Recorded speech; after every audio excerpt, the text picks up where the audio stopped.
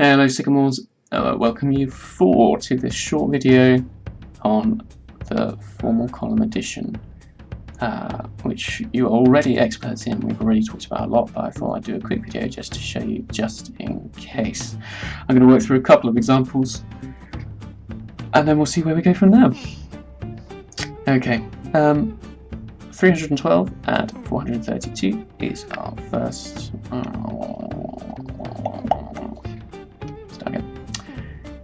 Hello, welcome Sycamore, especially Year 4, to this short video on the formal column addition method. This is the compact method, not the expanded method, so if you're Year 3 and you've snuck onto this video, please check that one out first. Year 4s, welcome back. You're already experts in this method, but I thought it's worth making a video, mostly for your adults. As you can see, I've set up my page, I've got my gridded squares. If you're lucky enough to have those at home, then please do use them. It's always helpful when working for column methods, but not necessary. I've also got Professor Rosie here, and she is ready to assist today. Let's give her her bow tie. Excellent. Okay, our first number problem today, nice and simple, 312 and 432. And I've done this one, I know lots of you will be working out mentally right now, but it's worth just showing something simple first to get the steps down. So I'm going to change my layout for my method straight away. I'm going to set it up in the right format. So I'm going to put 312, add 432. Very important here. That we have got our hundreds, tens and ones lined up in the correct columns. That's why it's called the column method. If we don't line them up in the right way, for example, if I were to do 312 and 432, a little bit sloppily, you can see already what problems I'm going to have. Because by adding them down, I'm going to end up with a number which is probably much, much bigger than what we would expect in this kind of calculation. So, no, that's not how we do it. Okay, so I've set it all up. I've got it 100 tens and ones. Very neatly. You're going to draw a line underneath. My line is not going to be that neat. Oh, not too bad. You should have seen the Year 3 video. Not as good. And we're just going to add it down. Starting with the ones. Always start with the ones. That's very, very, very, very, very, very, very, very, very important to start with the ones in case we need to do any carrying. Now, it might happen that it's a lot happier and a lot easier for us if we put 2 lines in, because if we do get into carrying, then we're going to need to put something underneath that line. It just helps us not confuse the numbers. So I've put 2 lines in. Starting with my ones then, 2 and 2, 4, 1 and 3, which is 10, 30 makes 40, and 300 and 400 makes 700. So I get the answer 700. Oopsie daisy. I get the answer 744. Simples. Alright, let's go to another example. This time I'm expecting to have a bit of carrying involved. What is carrying? Let's find out. Once again, I'm going to start 100 tens ones, 100 tens ones, make sure I line them up properly. So I'm going to have 495 and 243. I put my line underneath to show that what's underneath is the answer. And I'm going to put my line here just in case I need it. Okay. 5 and 3, I know that makes 8. 90 and 40. I automatically know that's going to be more than 100. Because 90 is only 10 away from 100, and 40 is bigger than 10. Now I don't know that 90 and 40 make 130. How do I show that in my formal column method? Simple. I'm looking in the tens column, because that is the column I'm adding up.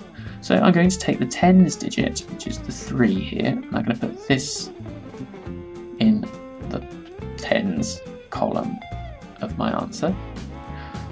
And I'm going to take the 100, which is, thank you, which is here, and I'm going to carry that underneath the hundreds column. That is what we mean when we say carrying. we are leaving it for later on, because we will need to add it on. We can't leave it, we can't get rid of it, we need to keep it. And we need to just remember we're adding it up. Alright, so I've added my 1s to get the 8, I've added my 10s together to get 130, I've kept the 3 from the 10s in the 10s column, and I've put the 1 for the 100 underneath the hundreds. 400 and 200 makes 600. Wait! I've also got this 100 to add on, so 400, add 200, add 100 is what that mental calculation becomes. However you achieve that, it's up to you. You might do it 400, add 200 is 600, add 100 is 700, or you might do 400, knowing that's 300, and 400 and 300 make 700. Either way, we put a 7 in there to show that there are 7 hundreds. With that, we get the answer 738. Professor Rosie gives us a big tick. Okay, I'm going to go on to another example. Ooh, 4-digit numbers. Now, 4-digit numbers are no trickier than anything else we've seen so far.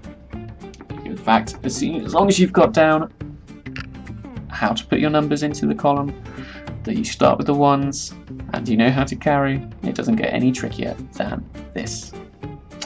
Alright then, let's go through this example. So I'm going to lay them out. 1,234. Yes, I didn't put my comma in. I don't like doing my commas in my formal methods. However, there's no problem if you do include one. Add 3,972. As long as it's clear that that's your thousands, that's your hundreds, that's your tens, and that's your ones, it is not an issue. I'm going to try and do my line. I'm going to try again. There we go. Close enough for us. Where do I start? I start with my 1s. So I'm going to do 4 add 2. 4 add 2 makes 6. I've got 30 add 70 in my 10s column. I do 30 and 70 makes 100. You do not need to do these side calculations. I'm just doing them to show my thinking. I know I've got to put 100 in. I don't put 100 in like this, remember? Instead, I take the digit, which is in the 10s column, put it in the 10s column, and I carry the 1 underneath because I've got 100 remaining.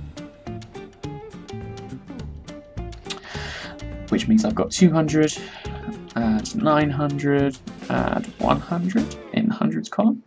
Well, I know 100 and 900 makes 1,000, plus 200 is 1,200. I don't have anything to add to the 1s, I don't have anything to add to the 10s. I have got something in the hundreds and something in the thousands. I've got 2s to go in the hundreds, and I've got 1 to carry for the thousands.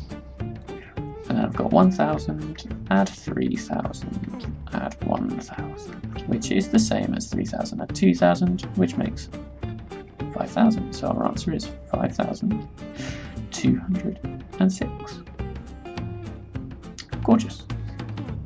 Okay, those are all the answers I think that I've put on. Sorry, all the examples I think I've put on. I might do one quick extra example for you, just to show what happens when you have to add a number and you can't carry any more. So let's take the example of 937 and 456. That'll do. So 937 add 456, that's 100, potatoes for 1s, line. Start with my 1s, 7 add 6, makes 15. I use the 5 in the 1s and carry the 10. 10s, I've got 30 add 50, add 10, so that's 40 add 50, which is 90. And I've got my hundreds. Here I've got 900 and 400. Now 900 and 400 is over 1,000. It's going to be 1,300. All I do is I put my 3 in the hundreds for 300, and I just put 1,000 on the end. 1,395. Bish bash bosh. Right, I think that's it. There's nothing else to show. All you need to remember really is to put your columns, put your numbers in the right columns to carry